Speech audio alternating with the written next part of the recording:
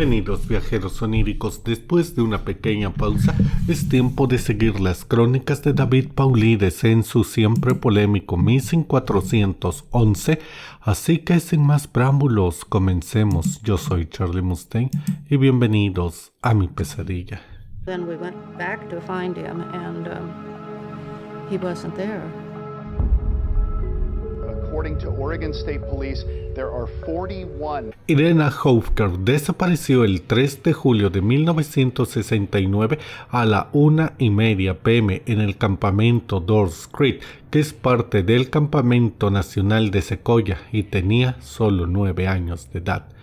La historia nos dice que el señor y la señora Hoefer llevaron a 3 de sus 4 hijos a unas vacaciones, específicamente para el campamento del 4 de julio en el ya mencionado campamento Dawes Creek, el cual está a una elevación de 2040 metros. El sitio se encontraba a aproximadamente unos 60 kilómetros al este de Fresno. Todo transcurrió con normalidad. La familia llegó al lugar y armaron su tienda de campaña. Se especula que los niños estuvieron algún día en la naturaleza y tan sencillo, un bonito día en las lejanías del campo. Sin embargo, en algún momento alrededor de la 1 p.m., los padres notaron que su hija no estaba. No se explica con exactitud cómo se perdió la pequeña. Sin embargo, al darse cuenta de que su hija no estaba, los padres procedieron a buscarla. Aquí hay que aclarar que al parecer el señor Hoefer tenía un buen juicio dentro de todo, ya que no perdió el tiempo haciendo una búsqueda lejana él solo, sino que llamó directamente a las autoridades, y dado que el arroyo Dawes corría adyacente al campamento, los rescatistas se centraron en buscar en el agua. Caminaron a lo largo del arroyo, pero la pequeña no apareció por ningún lado. Con el paso de las horas, casi 100 oficiales forestales, agentes, equipos de búsqueda y rescate de la Sierra Madre y muchos voluntarios respondieron a la búsqueda, haciendo un trabajo exhaustivo a lo largo de la zona. Pero tras las primeras 24 horas de trabajo, en la cual se incluyó la búsqueda con un avión de caza y el uso de perros, no se logró encontrar nada. Ya para el sábado 5 de julio, los helicópteros volaban por el área y detectaron algo en una cresta que estaba a más de 3 kilómetros del campamento. Era la niña desaparecida. Ella fue encontrada a una altura mucho mayor que de donde desapareció, en una cresta, un lugar bastante inusual. Los trabajadores de rescate terrestre recibieron a Irene y la escoltaron montaña abajo hasta un vehículo de búsqueda.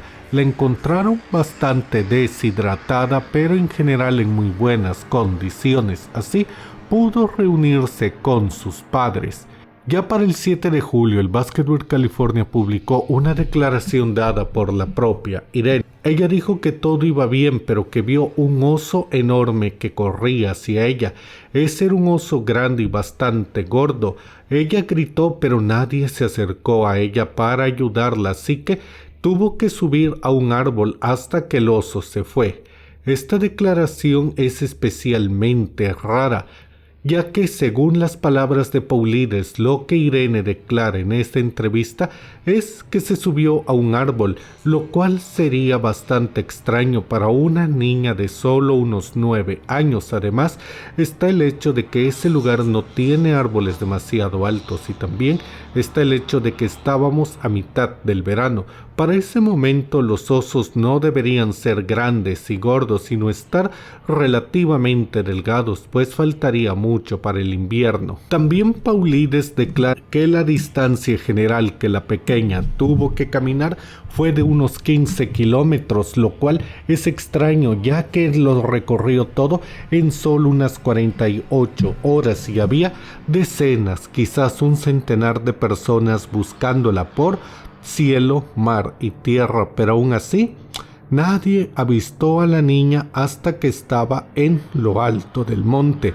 Esto vuelve a encajar perfectamente con los relatos ya vistos anteriormente, donde los niños aseguran que alguna fuerza misteriosa y amenazante los hace alejarse de sus casas y subir hacia el monte, y solo los que logran esquivarla son encontrados de nuevo, pero estando ya bastante alto en la montaña. Then we went back to find him, and he wasn't there.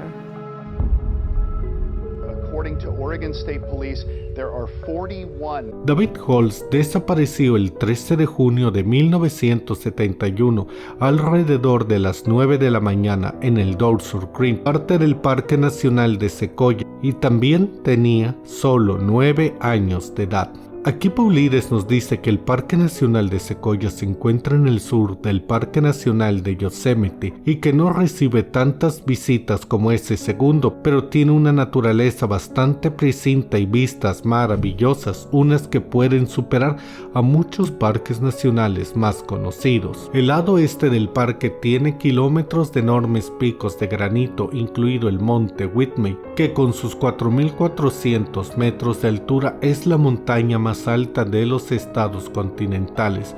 El Dowser Creek está cerca del centro de visitantes de Kings Canyon, en el extremo occidental del parque, a solo 5 kilómetros del árbol gigante llamado el General Sherman. El caso del asunto para esta historia es que el teniente coronel Holtz, quien estaba al mando del Centro de Instrucción y Examen de la Fuerza Armada de Los Ángeles, llevó a sus 3 hijos a una breve excursión al Parque Nacional Sequoia para acampar y pescar. Todo fue normal. Los chicos fueron al campamento para establecer su base y luego comenzaron todas las actividades propias de un campamento. Sin embargo, aquí empieza lo interesante. Para el 13 de julio los niños venían de pescar solos e iban a encontrarse con su papá. Sin embargo, Mike, de 9 años, dijo que tomaría otro camino. Sus hermanos evidentemente no vieron ningún problema en esto y dejaron que el pequeño se fuera por su cuenta. Los niños regresaron al campamento con su papá, pero David nunca llegó. Desde luego que el ex militar se alertó, ya que el niño podría perderse de inmediato, y realizó una búsqueda preliminar. Al no poder encontrar al niño de inmediato, llamó a las autoridades y se realizó una búsqueda masiva. Aquí es importante aclarar que, según Paulides, en una entrevista que dio a los medios al inicio de la búsqueda, David dijo que su hijo era retardado mental y que esto podía agravar mucho la búsqueda, pues él no era consciente del todo de lo que hacía. Sin embargo, como muchos estarán imaginando, las búsquedas con cientos de personas, avionetas, perros especializados y demás fallaron miserablemente, no dando resultados durante 7 días. Pero en el 8º día algo pasó. Un buscador que conducía hasta el campamento Dowser Creek encontró una pequeña caja de aparejos al costado de la carretera. Se le mostró la caja al padre del pequeño y este la identificó como la caja de su hijo. Esto era aún más sospechoso, pues la caja estaba en una zona en la cual ya se había investigado, así que la única respuesta es que esta fue puesta posteriormente, así que quizás alguien estaba jugando con las autoridades, retándolos y dejando pistas falsas, o quizás de alguna manera el niño logró pasar por ese lugar esquivando todos los esfuerzos de búsqueda. Lamentablemente, tras 12 días de búsqueda, todo se fue al diablo. Las autoridades dieron por cerrado el intento de rescate y dejaron al niño a su suerte. Pero evidentemente el padre no se rindió. Para el 31 de julio él seguía buscando a su pequeño junto a un amigo que se había prestado voluntario. Ellos se encontraban en una zona llamada Colony Meadows, a una altura de 300 metros por encima de donde el pequeño había desaparecido, y ahí encontraron al niño muerto. Tan sencillo como eso. Aquí Paulides nos dice que no hay ninguna noticia en medios de prensa, radio, televisión acerca de las circunstancias del pequeño y que no hay ninguna nota del forense acerca de una necrocirugía.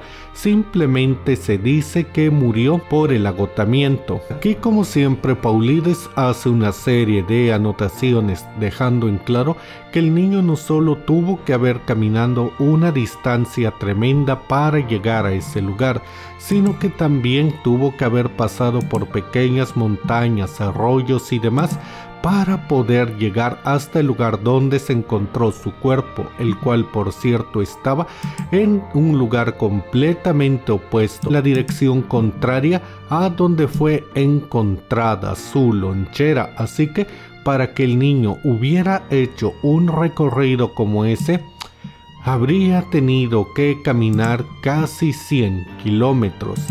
También Paulides nos dice que él pidió ver los archivos del caso haciendo uso del derecho de los ciudadanos estadounidenses a la información. Sin embargo, lo único que se le notificó es que todo el expediente de este caso había sido destruido hace no mucho, de hecho en el año 2012, por falta de espacio. Ante esto, Paulides nos dice que le parece excepcionalmente una razón estúpida, ya que en una época digital donde miles, quizás millones de casos pueden ser archivados en una sola computadora, que se diga que un expediente tuvo que ser destruido por falta de espacio simplemente no le hace sentido. Hay muchas cosas que Paulides anota aquí, como que el padre se refiriera a su hijo como un retardado mental, aunque después lo justifica diciendo que en aquellos años simplemente esa era una forma común de referirse a alguien que no era normal en sus capacidades intelectuales. Sin embargo, todo lo que rodea el caso es extremadamente misterioso. Muchos opinan que el propio padre pudo haber matado al pequeño y montado todo esto para deshacerse de un hijo al que no quería. Otros mencionan que la policía puede estar encubriendo la desaparición del niño por algún tipo de asesino con el fin de no dañar la reputación del lugar. En todo caso, la desaparición está a nada de quedar olvidada, pues ni siquiera existe el archivo. Y bueno, viajeros oníricos, eso es todo por ahora. Díganme, ¿qué creen que pasó con estos pequeños? ¿Por qué creen que todas las historias que estos cuentan se repiten casi al pie de la letra? Déjenme todas sus opiniones en la caja de comentarios y si este video les gustó denle like y compartan. Yo soy Charlie Mustaine y si llegaron hasta aquí, déjenme un comentario donde digan 411 y cuando lo vea le daré un corazoncito. Ahora sí, esta noche te veré en tus pesadillas.